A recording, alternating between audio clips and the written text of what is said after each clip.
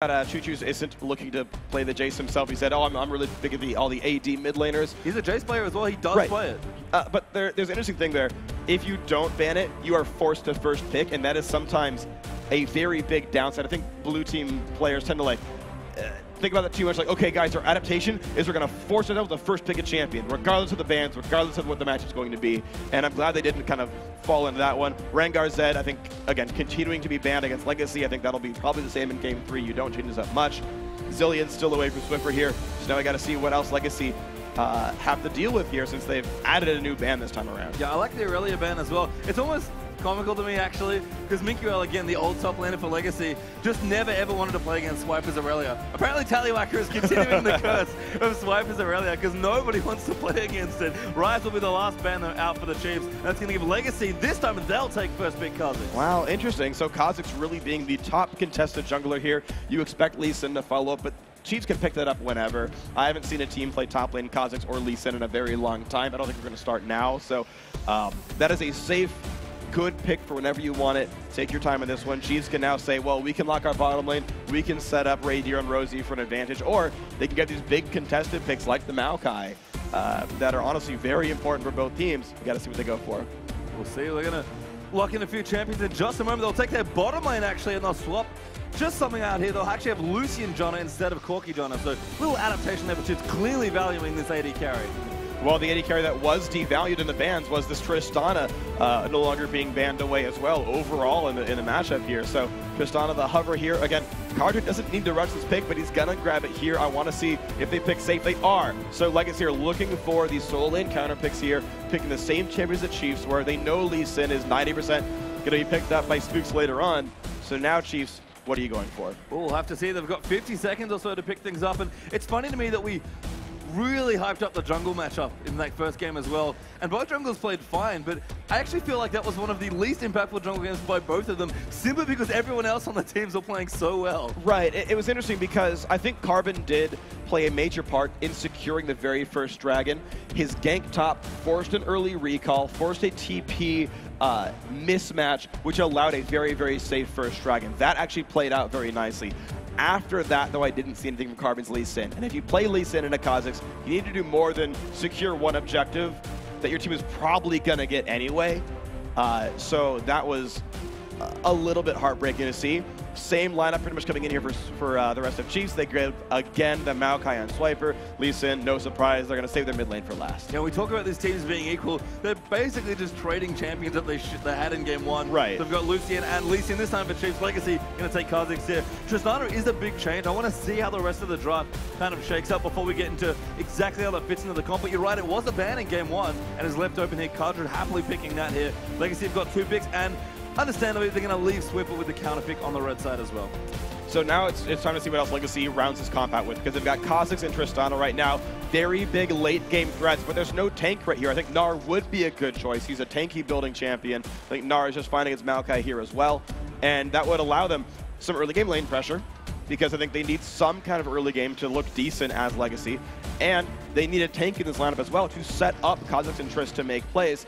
Especially if they go for Yasuo, they really need someone to provide durability in the lineup. Oh, man. Oh, just swap it away. Getting over Cinder Rumble once again. So Legacy liking their strong mid-game core. Once again, continue to dominate those early dragons. Usually the first and second, or the second and third, depending on timing.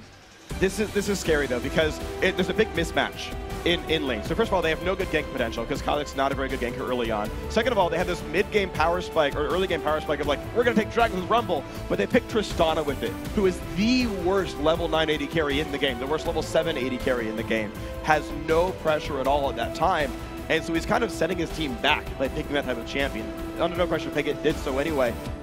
But instead, they're playing this late game team composition. Honestly, it's more of a late game comp. But I don't know how they're supposed to get out of the early mid game. It's like, okay, can Rumble somehow win free team fights? Can Cinder somehow make free plays with like no one to gank for her? It's a little bit strange. I do want to see if it can actually pan out for them. There's also no tank, so the only consistent damage dealer on this lineup is Tristana, who has no front line. And there's all these weird things that are going to be easy to collapse upon and break down. Speaking of breaking things down, Ari picked up here for Chief Swiffer means she can keep just throwing a wrench into the works, breaking the comp apart. There's not a lot of consistent CC. It's honestly, I think, a difficult road for Legacy. And we've flipped the script almost. Game one, the comp that Legacy have now felt like the Chiefs comp in that first game. Again, there was a lot of mid-game power. Both teams are kind of butting heads, but Chiefs kind of shook out with the stronger late mid-game comp, we'll call it. Yeah. This time, though, and Legacy, I guess, the onus is on them to get aggressive early and try and win through that mid-game. This time, the Chiefs have a super aggressive early mid-game comp here. They've just got the Lee Sin, they've got Ari, they've got so many aggressive tools. And Legacy took a step back even with their comp, and they're going to go Tristana, which, as you said, might be a bit awkward given how the mid-game could shake out here. I am just, again, just surprised they went for the Rumble pick here. Obviously, they wanted it in game 1. Went okay, Rumble into Maokai. That seemed to be all right. I'm surprised went for it again, though. Gnar, I think, would have been a very good pick there. I think it works fine in the matchup, and it would work really well in this team composition specifically, which is, again, why I'm surprised the Rumble got picked here, because it doesn't make sense with the rest of the champions. So that is my big concern here. Meanwhile, as you talked about, Chiefs, a bit more early game focus, but they still have some decent team fighting. Because I expect Lucian Janna to win the duo lane here, he can stay ahead in items and actually continue to out-damage Tristana for the first 35-40 minutes of the game. Indeed they can, but we are onto the Rift here for Game 2. Legacy on the left, they're our blue side here for this second game, and the Chiefs up a game here in this best of 3. One more, and they're going through to face Avant in the finals tomorrow, and they'll be on the red side here. Curious to see how level 1 shake out here, Freak. Looks like we might have an invade, but Good Wards on the Tribush will be spotting the Chiefs moving through.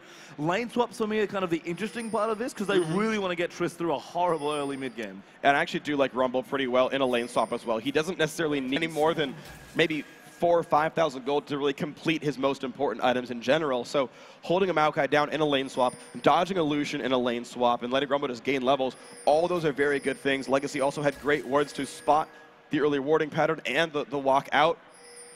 Legacy, though, are spotted in their own brush. Chiefs do have a red ward just near that brush. I think they just spotted Carbon. Good check by Swiper as well with the sapling, and that will quash the level 1 invade there. Chiefs will get control back of their own jungle. Wards have been going down. Legacy actually warding quite aggressively towards the Chiefs jungle entrance, which is kind of adorable.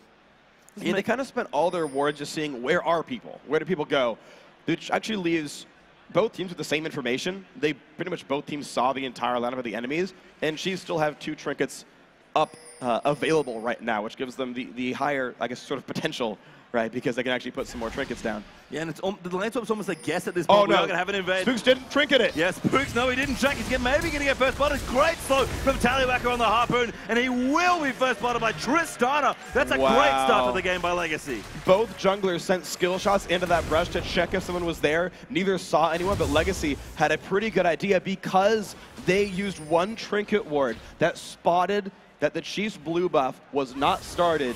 They knew where Spooks started. Perfect walk in. Spooks could have warded that brush, didn't choose to, for a reason I can't understand, and got punished for it. And again, the lane swap kind of a 50-50 whether or not you get it. Legacy guess right, though, get the lane swap, and Chiefs could potentially get 3 buffs, although Swiper and Rosie have already started. They've got the duel in the bottom side of the map, so Spooks is going to get the red buff here, which is crucial, but that went not the way they wanted it to at level 1. Yeah, honestly, a very smart choice, though, by Rosie and Swiper to start this red buff out like this. They know as soon as you see a lane swap, Chiefs own the southeast side of the map, Legacy on the northwest. Immediately go for the greediest buff you can on that side of the map to prevent getting 3 buffed. Did so here. Yes, the first blood is nice, but at least the buffs will be the same. Yep, so actually we're going to have a fast push here by Legacy. Kaja already mashing the minions into the turret. Looks like Swiper will likely use his teleport to go back. In fact, he's still jungling with Spooks. He actually doesn't want to go there. I guess maybe he was expecting a freeze. They might be just trying to 4-0 push this turret down, which is the only reason I can think of them taking down the double golems. Legacy, though, doing something different. They're going for the early mid lane roam. And Swiper's on the wrong side of the lane. He's hugging left when he knows the only safe side is on the bottom right. And I do, yeah, and you always in a lane swap want to hug the side closest to your friends. There's 4 members of Chiefs, though, down there. I do like that each team's roaming as well. Knows Tristana's fine in the 1v0. Swiper will back off, though. Level 1 is a bit awkward for this Maokai. Did not pick up enough experience for any more levels, but they should be able to get this turret pretty swiftly. And we're going to have a very interesting start to this game, Freak. I think this was very good by the Chiefs. They can actually break apart this lane swap, get back into the matchups, and because of the gold coming in early on from this turret kill, Radier can actually build himself an extra item lead in this matchup.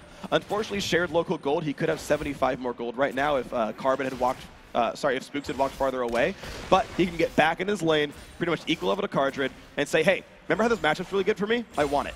And Chiefs almost committing to a different 2v2 lane, actually. They're going to send Rosie up with Swiper towards this top lane turret and try and save it, at least for now. But there's 4 members of Legacy here. Gonna return, very smart. Yeah, just going to return in kind that push down the bottom lane, and Chiefs have to give this up. And this is kind of what happened when Swiper didn't actually take his time to go to the top lane earlier on. Legacy get to equalize this turret. They will take damage for it. Actually, no! Oh my god, that shield from Rosie basically saving the turret, and Ejim's low too. Yeah, a pretty juicy target. They will not commit to any silly all-in, but they have saved the turret so far. Swiper going to pick up a good amount of experience as well. Swiffer is pushing Choo-Choo's in, and we haven't seen this in a while, Freak, but we always talked about it when lane swaps were much more common. Isolating the mid lane matchup is basically the product of when all these lane swaps happen. Right, with the small exception of Legacy trying to make that play earlier on, that Swiffer just barely managed to play around. I mean, we might have been able to see like a flash hook or something to make some plays, but ultimately, yeah, we saw no intervention yet in the mid lane. I'm a little bit surprised that Chiefs didn't dedicate themselves to defending the top lane turret. I think they could have. Instead, they spent a bit more time to let Raydeer farm enough for a pickaxe. A pickaxe and boots, actually, meaning he, again, didn't have to stay in that lane so long to get his items and get back to the top lane. So he kind of allowed Legacy to equalize turrets despite being in a situation where they didn't have to give that turret away. And I feel like the Chiefs are really trying to force the 5.5, 6 minute dragon. Rumble's level 3, can't commit his normally brutal ultimate to the fight, and that's exactly what they do. They run down, let Raydeer push even deeper in towards the bottom lane. They're going to try and get this early dragon now as well, even an early pink ward down to spot any wards potentially around the pit. Wow, there's so many surprising things this game that I don't see normally. Legacy took the top outer turret and yet still put Tristana in the lane where she can't put any turret pressure. She got a BF sword and yet still tried to hide away from Raydeer's Lucian. And despite having an actual item lead on their AD carry, also didn't contest Dragon whatsoever. Honestly, that surprised me quite a lot. Yeah, Legacy really committing to protecting this Tristana in the early stages of the game, it feels like. Swiffer was not required, but he did rotate down to the Dragon, did have his ultimate available to make plays, but Legacy smartly did not fight that with the level 4 or 3 Rumble at the time, now level 4. Jakadri's getting a lot of CS. They're really putting so much gold into him. He needs to carry towards the mid stages of this game once he does get going. But I agree with you, it's kind of an interesting plan. We praised both these teams last game for having such great damage control around objectives, something I praise Cloud9 for all the time from North America. But this is a different sort of game. Strategic damage control is a much more difficult game to kind of predict, and both teams have done some curious things. Oh, Flash Flames, bad for Spooks. Spooks, yeah, gets ulted as well by Syndra. He will get second blooded there as Choo-Choo's gets a kill for himself. Pretty standard stuff. They're going to clean out Spooks. And again, on the unsafe side of the map. On the unsafe side of the map, indeed. It's a weird place to be. You can't really contest the northwest side when your opponent's lane swap. His dual lane was coming there, but he wasn't there yet. So Egypt was unlocked to make the plays. And yet, for some reason, honestly, kind of due to the misplay of Spooks, though, this late game lane swap of the dual lane top lane pays off. Yeah, so a lot of swapping happening. Carbon actually going to chase the level 3. Rosie stun will miss. A tornado going to come through. Now Raider going to rotate through, try and take out Carbon. He's got a level lead there, actually. And we'll get Lantern down there. Ejim just rotating through, gets his jungler to safety very, very quickly. And despite all the swapping, 2 kills for Legacy at 0 there for Chiefs. Equal on turrets, 1 dragon up for them. And as it turns out, a very even gold game. You're about 400 the difference. Yeah, it's true. It's basically a dragon for 2 kills. That's why the gold is so close here. Again, it's a dragon. I don't think Legacy needed to give up, which is why they're only up 200 gold, despite otherwise a whole bunch of good plays by them. I am still a huge fan of Ejim, though. Even, like the Lantern, it looked kind of easy. Oh, throw a Lantern, guy gets saved. But he had the foresight to say, oh, he's getting jumped on. I'm going to leave this lane real quick, show up there. He had the Lantern early because he showed up so quickly. And that was just honestly great. I'm still in love with how Ejim's playing here overall. He also set up a lot of these kills. And this should be... Honestly, this is really heads up by Legacy. They got back to the bottom lane in time to contest for their own red buff, and Spooks get stopped. These are some under-level junglers, by the way. Carmen will dodge the charm. That would not have ended well for him. Going to try and protect his pink wall, but cannot. Does get stunned there.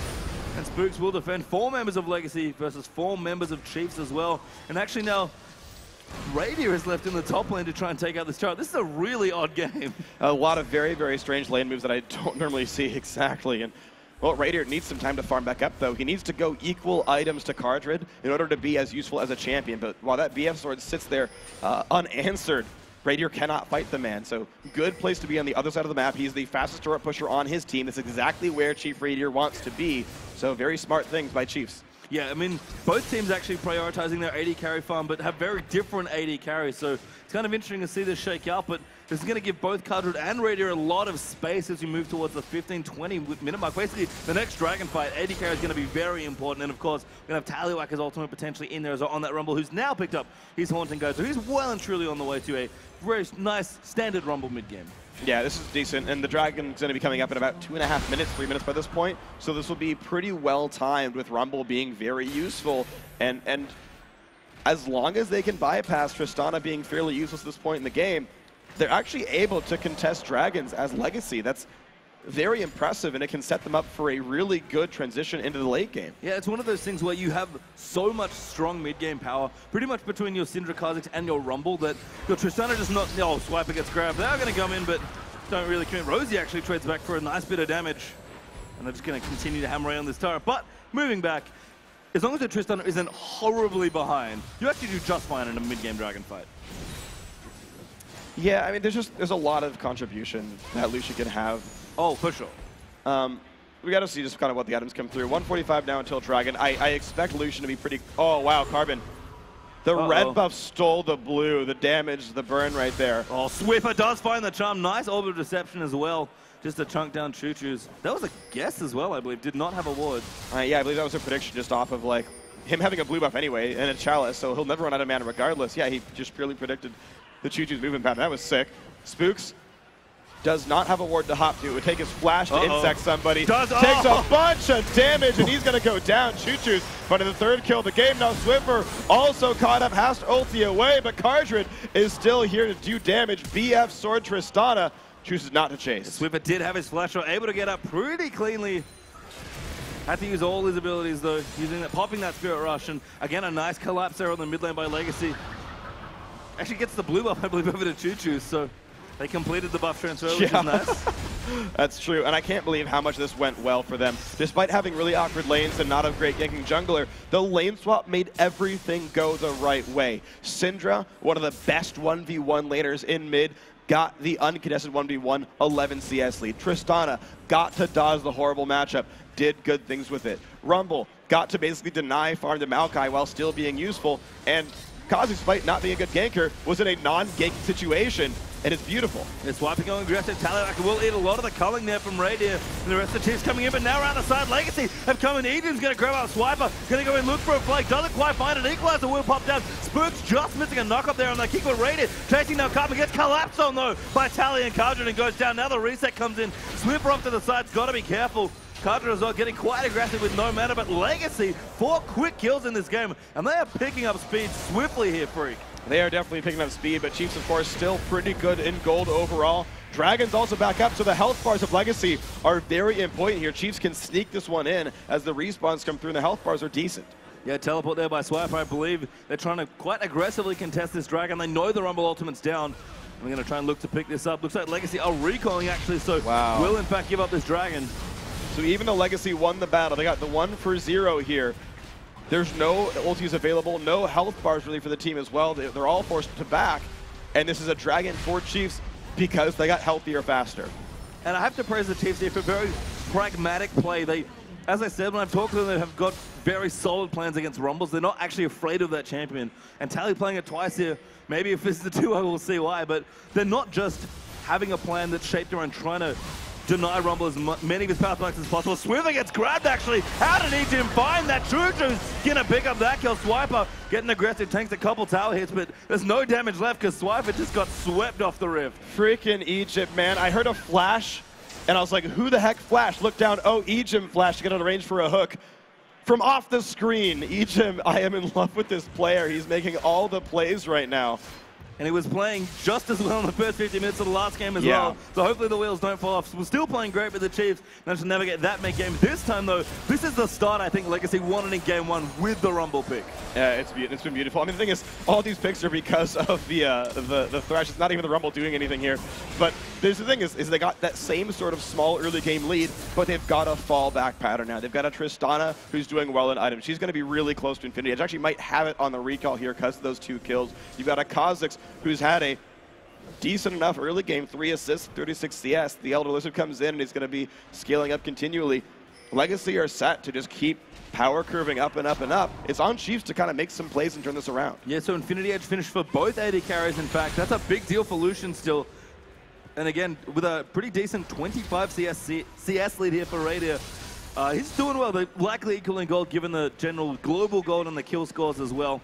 But Lucian's still the stronger AD carry at this point with just one item completed for both of them. He still is for a while, but I don't know how much Legacy can force. Well, Choo is going to get aggressed on. Does get ignited by Swiffer, but does not want to commit that with Cardra. Will go back in. Good poke, actually. Swiffer certainly showing mastery of one of his favorite champions here on Ahri. But we've got more members of Legacy rotating through. Cardra looking aggressive. Carbon tries to find that slot. Rosie, good block of the Void Spike, actually. Raw moving back into the tower. Flashes out as well. Tallywacker now moving in, and Cardra will pick up that kill. Now the Lancer comes in, going to trade him. That Swiffer getting grabbed once again. There's the play into the ultimate by Syndra.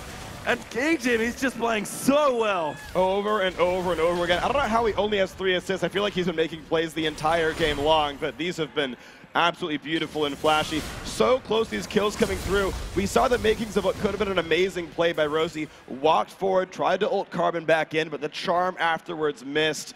That would have been the kill on the Carbon for sure, and maybe the safety of everyone else. But unfortunately, the Chiefs plays just are not quite working, and they're running out of time this game. And if you're looking just in the player camps as well, over on the Chiefs side, Swiffer just put his hands on his head after that play. And I talked about it, he's a very emotional, very momentum-based player. He played so well in the last game, hard carrying his team on Jace. He does not want to start an Ahri. Radier, I talked to actually between games, was not feeling very good with himself after getting hooked so many times in lane. I imagine not. He's just, it's not just strong play, he like emotionally batters you down with hooks as well. Yeah, and that's great. You're kind of damaging your opponent's psyche. And the shot callers of Chiefs are a combined 0 and 5, and this could be a very real difficulty. We actually saw kind of some interesting matches last weekend as well in New Zealand, where you saw the new immunity team kind of go on tilt after losing a very close series to Chiefs, and they got 2-0 by Dire, which is kind of a result of that one. Kind of same thing here. Chiefs have to be careful that they keep their heads about them and can bounce back from a really, really rough early game. Yeah, it was an EB Expo in Sydney, but you are right about the result. And Immunity, yeah, they were not happy about that at all. It's okay. You had it on lockdown. I believe you. I'm just there to save you at the end. Thank you. Yeah, okay.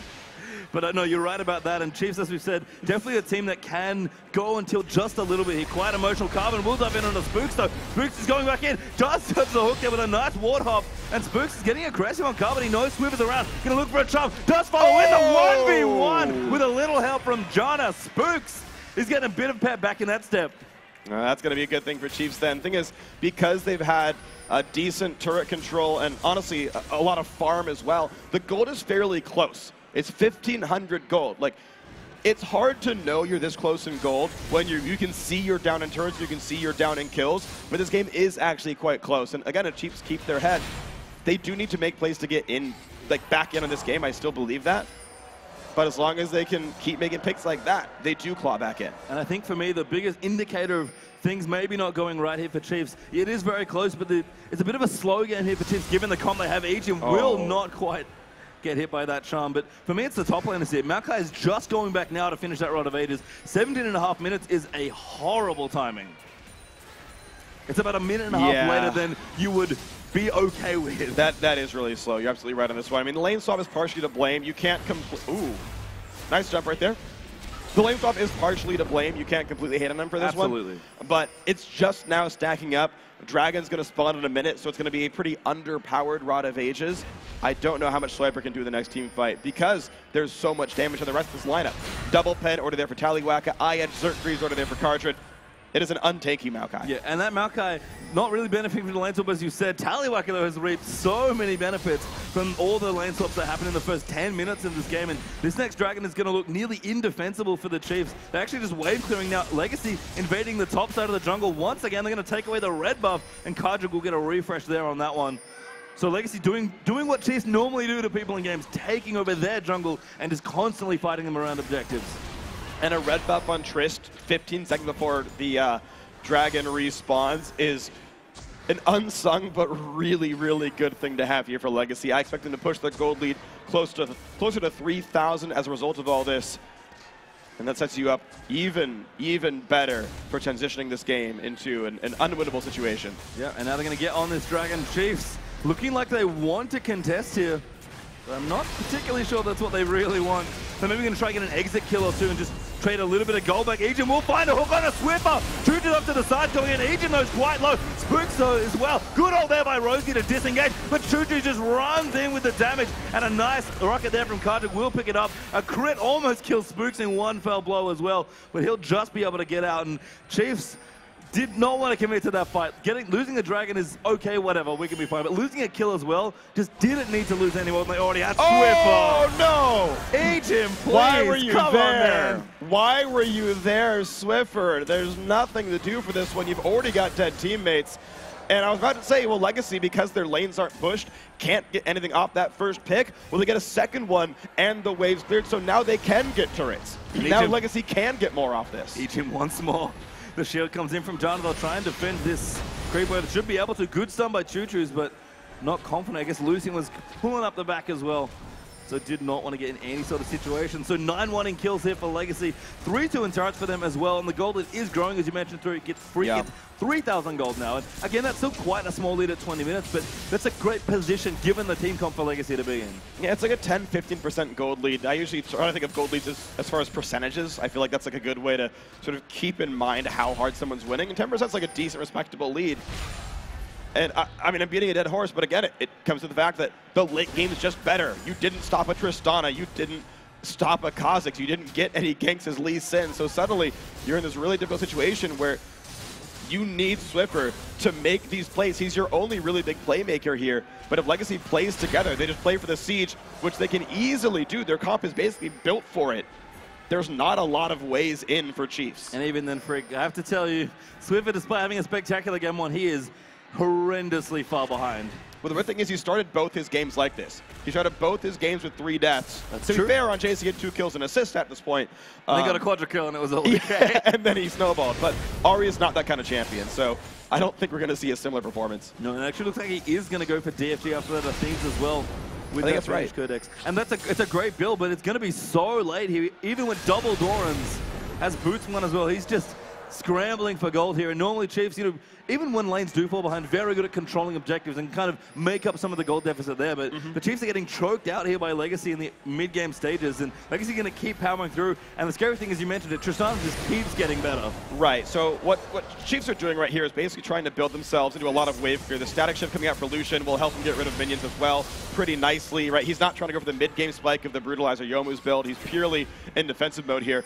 And Chiefs, honestly, what they're trying to get themselves to is the situation where they can make these moves where they have the chance of winning. Like, this game is like 80-20 in Legacy's favor, but the 20% is Chiefs finding these miracle plays, finding these picks, finding these kills, either from Spooks or Swiffer making big plays, but they have to stop the bleeding for those to be available plays. So wave clear, I know it brings the game later, but they have to.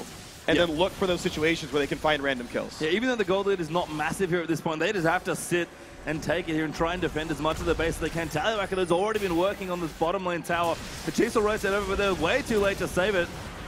And Legacy will get a tower pretty comfortably there.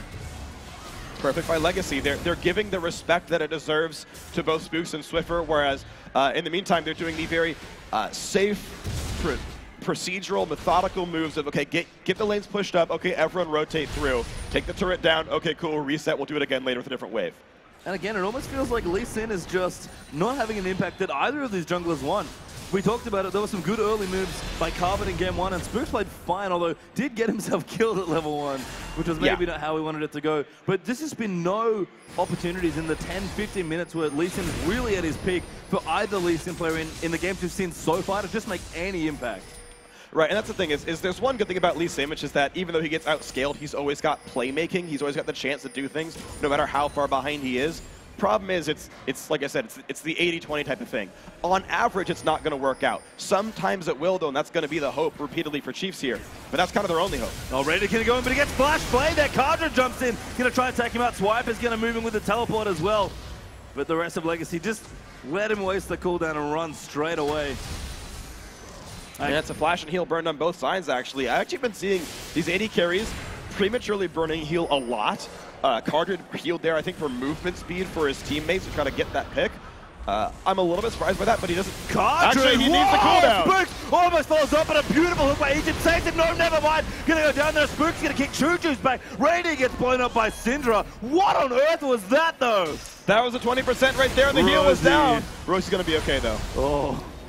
every time he hooks someone, I think fear just goes straight into the hearts of the player. But Chiefs get a miraculous pick there. Cardred going full depth there. Yeah, that was a little too much for Cardred without enough summoner spells available. Oh, Carbon. The charm on Carbon, oh Spooks no! goes in immediately. We've seen this before under the mid lane turret, but they just take the turret and that's it.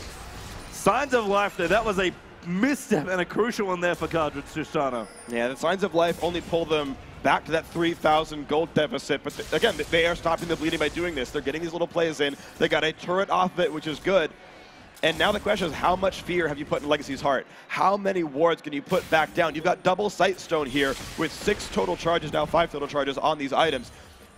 If Chiefs can get the wards back in, they can make the plays off the charms, they can make the plays off the Lee Sin kicks, get themselves back into control here, and do what Legacy did 2 minutes ago. Set up the rotations, set up the movements, and get some turrets back in. And I like what you pointed out in game 1 where we had quite a lot of priority on magic resist on one of the teams where it just didn't feel like it quite fit what was happening with all the AD damage. This time I do like the fact that Chiefs are getting MR, but that just makes Cardred even better. Yeah, and Cardred's 4-1-3, and he's going to be amazing. And the Void Staff is going to come in early for Choo-Choo's because he's 6-1. That makes it so difficult to beat Chiefs right here. And again, it just comes down to the fact that they don't have the team fight stats that Legacy does. They need 5v2s. They need random isolation kills, or they cannot battle the opposition. Yeah, Dragon picked up there as well. This is a very sneaky setup here by the Chiefs, but Legacy will play it safe, clean out the wards, then defend their tier 2 turret in the top lane. So, I mean, Chiefs, they're doing what they need to do. They're trying to find vision where they can and get picks. But when Legacy are grouped as 5 here in this particular stage of the game, they just do not want to fight head-to-head. Nope. Yeah, so pretty much. No, the answer is no. But the thing is, they just need to keep splitting up. Now, the problem is, if you split push too long, Legacy can just walk down a lane with 5 people and just destroy the turret because Tristana and Syndra are very good at making that specific thing happen. So Chiefs have to do this weird thing where, like, they need to have wave clear in the right spots. In fact, they kind of wish they had Rumble here for the wave clear specifically. But they need to wave clear, and then someone else needs to push elsewhere. Right here. Oh my god. Going so deep. Double knocks up Choo-Choo's and Tally, but Radiant gets soaked on there as well. Carbon flashes out. Tally go up to the side, still fighting. Choo-Choo's is so low. Spooks get a kill on the Carbon. Now off to the side. Swiper is going to go down as Cardred comes through. He lives for just a second longer with Twisted Advance, but it's a 1-for-1 trade so far. Very low health buzz across the board. Swiper, big play, goes in 1v2 and almost gets the kill. That's pretty interesting. A 1-for-1 is actually way better than I thought Chiefs would have. I don't know where Carbon went to die. Oh yeah, so he was actually isolated in the mid lane here in kind of a 2v4, you know? Like, Swiper bought time for his team to pick off the squishy jungler who had burned his escape. So it's something you've got to be kind of concerned about when your Legacy is, if you're not fighting 5v5s, those stats don't matter. And it was the thing where Swiffer just kind of got stunned up and Carbon leaped in immediately to try and capitalize, but I like the counterplay from Swiper jumping into the vulnerable Syndra plus the tank, I believe it was it must have been Ejim's Thresh, I think. It was Taliwaka and Choo-Choo's, and actually Cardred went to go help that one. I think Ejim might have been there as well. I just know that Carbon was pretty much isolated. Yeah, he just kind of got caught in the mid lane. He's like, guys, I tried to go in. Yeah, on this Ari, where are you? Right. I know Kha'Zix wants isolation, but that was the wrong way around. That was, in fact, the wrong kind of isolation, and Swiffer will get his blue buff, just picking that up himself. Down the bottom, a big mini wave will push in. Looks like Cardred will clean up a lot of that. In fact, all of it, it seems like, on that Trist. Carbon just going to dodge out of the way. Looks like wards need to be propped back up a little deeper into Chiefs jungle. We've got a lot of defensive wards, actually, surprisingly. Legacy going to have to defend the left-hand side of the map. Chiefs are getting very creative with how they get back in this game. One thing I actually do like when you're behind in gold, because pink wards cost a lot of money and they're pretty easy to kill, is if you don't have the money to buy a lot of wards, just put a pink ward down somewhere like reasonably well-trafficked and defensive. Oh, almost. Yeah, Swiffer forced to use the ultimate Ejim once again, making the big plays. Just dodges the charm out there as well. Perfectly spacing that one. Rosie off to the side, wants to make some plays as per usual. In fact, both his supports, we kind of pointed it out, they love just doing fancy things. Even Rosie on a support like Janna tried to make a big play earlier with his ultimate. Yeah, exactly. Unfortunately, that didn't pay off. He's still got his mid laner killed, but this is the situation. So there's culling down. Here's the attempt. This push, I feel like on this wave, they could get the turret. And I have to say, just kind of darting my eyes down to the 80 carry builds here. I get the Banshee spell here. It looks like Legacy will be able to clean out this turret. There's not a whole lot on defense here. Rosie's trying very hard to go with a flank here on the Janna. Spooks will fish for a kick, but they have to give the turret. And that's the right choice there as well. That's actually the unfortunate thing is culling was burned on not a cannon wave. That was actually the next wave coming in, which tanked so many more turret shots. The amount of fear in Swiffer's heart meant he couldn't wave clear very easily. G2's actually could have been building up even more Dark Spheres, though. That's one thing with blue buff Syndra, is when you're going to siege, just spam Q on cooldown, and if they fight you, there's a 7-bar ulti and someone drops. Yeah, and again, the siege potential for Tristana really strong here, and Chiefs have okay wave clear. Ari is fine, Culling is great, but it's just not quite enough to stop the very scary Legacy team right now. Given the lead they have, Swiper will get stunned up. You've got to play it almost perfectly. I think you, even at this sort of situation, I think you can permanently defend individual turrets with Janna shield with, again, good wave clear coming out of a little bit of Janna, but also Ari Lucian. They just got to play it right, and any mistake means the turret drops immediately. Looks like a trade's actually going to be happening here. Legacy very good. Give up the top lane, though. This is a great rotation from the Chiefs. They're walking the flank. Yeah, this is potentially bad news. We've got, oh good, they're going to run headlong into Egypt. They do, though, spot it out with some nice warding. Rumble recall. This is it's a 5v4 if they know it. No, they haven't seen Rumble yet. Right now. Yep, they're going to spot it with a mini wave. Going to go in Swiffer, trying to pump it. Choo-Choo's forced the flash boots right in the middle. But here's the teleport coming through for Tallywhacker. Rosie splits them up. He's trying to isolate Choo-Choo's. They're going with a beautiful equalizer. And Carbon picks up the first kill under Rosie. They'll dive back in. Spook so low as there's the double for Kha'Zix as Maokai going down there. And Legacy now just continue to chase Kardred. Popping his heel for a little bit of movement speed. Yep, and Rady's just like, yep. Fine, I'll hang out. Kardred doesn't want to face check. Doesn't know where anyone else is, but Legacy, 2 clean kills is more than enough. Well, I do see why Tallywhacker went back for Rumble here. His equalizers have been ridiculously good, both this game and the last one. I think Legacy are finally in a place to convert that type of advantage. I like the idea of Chiefs going in for that push. They just missed some of the CC, though, that could have gotten them the first pick there. And the turnaround fight was so clean because of the gold lead of a great equalizer to turn kills in. And now this means Legacy get a Baron for their troubles. Baron's going to be close, but I think Legacy are going to get it. Here comes Spooks. He's just going to miss it. Goes in, try and get the steal, but does wall jump out as well. So a good attempt, and Legacy. Carbon didn't even try to smite that. Like, that was last hit by Thresh. Carbon was like, I'm going to zone guys out. Yeah. Okay. If Spooks had boots of mobility instead of the Merc Treads, he might have gotten that steal. Oh no, he would have been in range in time for sure. He even had home guards to already start. Man, if Rosie were nearby to give him 5% move speed, that would have been enough. Well, we are going to have a replay coming up. Let's check that out. All right, so you're going to see, this is actually a TP from Rumble to get himself into the fight. This is a really good idea. That flash by Choo-Choo's was crucial. They're going to keep moving in as well. Spooks actually gets himself boxed up. Rosie did a nice job dispersing them, but... And there we go. That's the equalizer they wanted. Rosie's now kind of caught by himself. The slow is actually enough to keep his team from supporting. But it was right. Chiefs have to try to make the play 5v4. The flash made the pick not happen, and it bought enough time. You saw all of Legacy walked backwards. They waited for the teleport. They flashed away from the engage and the exhaust, then turned it around when it was a 5v5 again. Looking back as well, that was a weird retreat from Kardred, by the way. They must have just called Baron and wanted to rush it, because he had vision as well in that brush with Scrying Orb. Radio was still revealed, so I don't know what he was doing there. This was like, I'll let you live now. I guess maybe afraid of 3-item Lucian, with the Banshee actually coming third for Kardred in this particular game. Yeah, it actually made a power lull for Kardred, where he's actually, once again, lower damage than Radier. And this is, oh my god, that kick! What on earth? Spooks, you player! Just goes straight in, the Buster will move them back. Rosie getting low, but Tally's in the middle. Swiffer trying to kite them around. Kardred though doing so much damage right now. There's the double. Can he make it 3? He will not, as Spooks does get a kill. No, does get the triple. Gonna move in. Can he get the bench? There's 2 more left. Didn't get the 4th kill, unfortunately. Just a triple and a double there for Rumble, but Legacy powering through now. Wow, a full house for Legacy, 3 and 2. Look, Tristana's over Rumble's, and that's going to mean actually a kind of broken house now for Chiefs.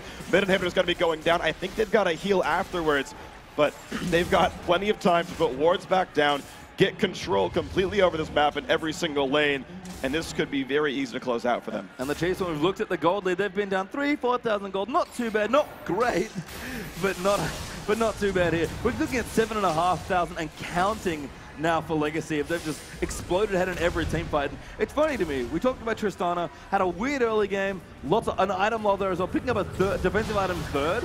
I almost feel like Legacy just picked Tristana as an insurance policy. Like, yeah. I mean, that is Tristana. Like, Tristana is there to be an insurance policy. It says, okay, guys, if we get to 40 minutes without screwing up, we're probably going to win this game. Turns out they had the 40 minutes with everyone else making plays and Ejim being a god. And so then it was an even easier insurance policy. But yes, that's kind of the role of Tristana in League of Legends right now in this patch. That's kind of what she does. She's pretty safe. And in fact, going for a no lifesteal build, except for the Vamp Scepter now, but high DPS build. Early Last Whisper, very strong as well. And he's so hard to pick off. This is just like, there's not much you can do here when you're Chiefs. No, and the MVP of game 1 here for Chiefs, Swiffer, is still so far behind. He's close to 100 CS down in this game. He's even got a Blue Elixir. He knows he needs to do something because this is a desperate game for him, but he didn't have boots too for quite a while in this one either. And Legacy, they can just do pretty much anything they want at this stage of the game. So let's see. They choose to split push Tristana. This does create risk because they can get picked off. A dedicated 5-man siege bottom would be both unrisky and basically guaranteed. The fact that they are splitting is a little bit greedy. There is a chance, just like we saw Spooks kick G2's in a little while ago, to make those clutch plays when you split up like this. Yeah, and Spooks definitely known for being flashy on that Lee Sin. Kind of picked up the game, didn't start particularly well, but he's kind of even things out at 4-4-2 for himself. But again, Lee Sin just doesn't have an impact like, certainly something like Kha'Zix does. Well, we want to talk about junglers. And now Legacy just getting back off here. They were sitting on their own pink ward as well, so I kind of get what they were trying with the split push. I agree that they don't need to do it. Tristana's fine in a siege. In fact, it's much safer, in my opinion, just to keep her with the 5-stack and push down your other waves. Yeah, you mentioned standing atop the pink ward. That's a cute move. Again, I think it's a little bit greedy, but it's cute because you sit there and wait. If they send, they have to send more than one person, but if they send people to go defeat Tristana, she rocket jumps away, likely to not die, but there's always the chance, of course. And then you get to push top lane, get at least one turret for it as you force recalls, and you move your opponents around. But again, when you're this far ahead, you can just simply go for the brain dead 5-man push, and it's going to work. Oh, Spook's going to try and kick Tally back in. He does! Rady, though. Oh, the Lantern will ride him out, and Carbon now easily able to 1v1 this Lee Sin, but he's going to move back in. He's revealed by the Lee Sin Cuban. Rady will chase him down. Swiper, he's over here as well. That's a great leading sapling. Carbon very low. Rosie gets the knockup. Can they follow through? Swiper on top as the equalizer will back everyone else off. And Swiper still in there. Chuchu's coming in. Cardron is so low. What happened there as Chuz picks up Rady? Swiffer does go down. Cardron's still alive somehow. Knife steals himself back up through the ignite. And now Spook's forced to run. Cardron gets the kill despite a great Q landing from Swiffer. Now Swiper in trouble as well. Here's the ace being completed. What a team fight from Legacy. Oh my god, so Legacy have a whole bunch of Fed carries. 3-0-10 Rumble, 10-1 10 Tristana. They're going to go for the Nexus. Taliwaka even TPs for it. And Flames finishes the minion wave down. This will be game 2. The equalizer so eloquently punned there for Legacy. They're going to bring it back to a game 3. Yeah, they're setting it up for you, Freak. There's the person, Nexus turret, sorry, the next should fall quickly. And I have to say, that was a great set of plays by Chiefs, but an even better set by Legacy. What a last team fight to close out that game. The Nexus will fall here as Rosie will try valiantly to defend. I think Ejim just wants to throw out a courtesy hook to the fountain. And good game, well played. Legacy even it up. Beautiful stuff here. Legacy coming in, saying, guys, we are the defending regional champions. We are not going to go down without a fight. A rematch of the winter finals. That one was a beautiful series. This one's up to game 3 as well. These guys putting on a great show. Yeah, that went to all the full amount of games in 5. This will go to the full amount in 3 as well. Actually, both our semifinals are going to go to a game 3, which is awesome. I do have to applaud Dyrals for putting up a great fight. They were coming in as gigantic underdogs and made a good battle out of it. I was glad to see that. I was happy to see it go to all 3 games. Absolutely. So yeah, full 6-game day. My voice is going to hate me, but my heart sure doesn't. This is wonderful. I love every minute of this. Oceanic, you are delivering games here in the round of 4. Pretty stacked top 4 as well. This tournament, it just keeps getting harder and harder to win, as it turns out. And really that's good news here. But Clash of the Titans is what we expected between these 2 teams, and that is what we have gotten here. Both these teams delivering. And Freak, what for you is the thing that went wrong in this game for Chiefs? If you could just pinpoint one thing. The overall intent that went wrong is a lot of very weird mid-game moves. They got picked off a whole bunch in random spots. There was nothing that really could have forced the issue. Okay, there were some good Ejim hooks, to be fair, but there were, like, it was 7-0 when Ejim was 0-0-3.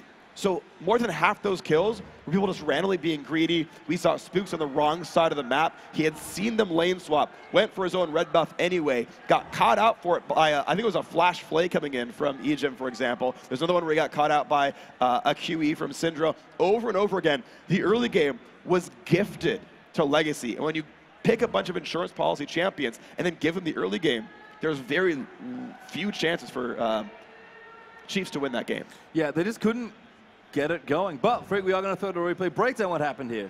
All right, let's see what battle this one is. It's going to be, oh yeah, so this is one of the game-winning fights. A nice attempt on a Tallywhack-it, but Egypt over and over again has great lanterns. Now, the basic thing is, you look how far away Syndra and Tristana are. This fight starts out like every fight Chiefs want. It's a 4 versus 2, and I think they need to try maybe a little bit harder to force those kills in. Rosie's unable to get an ulti back to knock the team in, and Cardin ends up making gigantic plays. He ends up surviving this battle and actually pushing Swiffer back. Like, the anti-veil pick ends up working, and they just can't knock down Cardin. He comes so close to dying, but unfortunately, like, Swiffer and Radier can't quite do enough. Their damage is kind of split up, right? The John is in the wrong spot here. They were chasing out the rest of those top laners there, and it was 2 almost battles. Yeah, and I think that kind of describes a lot of this game for Chiefs. They almost managed to find spots, but Legacy just played so solid throughout, very consistent, despite a very odd early game in the first 10-15 minutes. For me, though, in that last little team fight especially, Kadra just stood there and ate a charm to the face by Ari. That's bad news. You never want to do that. But Swiffer just had no damage to follow up with. Right, and that's the thing, is the Banshee Veil pickup as 3rd item is very risk-averse. It's very insurance policy-y, and you're relying on your gold lead to let you still win fights, because as soon as you spend 2,400 gold as an AD carry, you let the other person catch up. And in fact, we saw Radier have more items than him in one of those big, important, sort of mid-late team fights. But in that case, it worked out again. He survived a lot of the damage output. The Syndra showed up in time to save him, and I mean, that was kind of the epitome of what a gold lead does, is the fight started out as a 4v3. They got a pick for it. So then it was a 5v4 as everyone else limped in, but you had your isolated 2-on-2 on one side. That was a 2-0 for Legacy, and your isolated 2-on-2 on the other side, where there was no damage left to kill off everybody else, because they couldn't follow up in time. And that's just like, well, damn, if we had more gold, that would have worked out. All right, so we're going to give Freak's Voice and you guys at home a bit of a break as well. Guys, we're going to be back with our last game of the day here for the Oceanic Regional Final Round of 4. Game 3 is coming right up between Legacy Esports and Chiefs. Please do not miss it. This game is going to be absolutely incredible.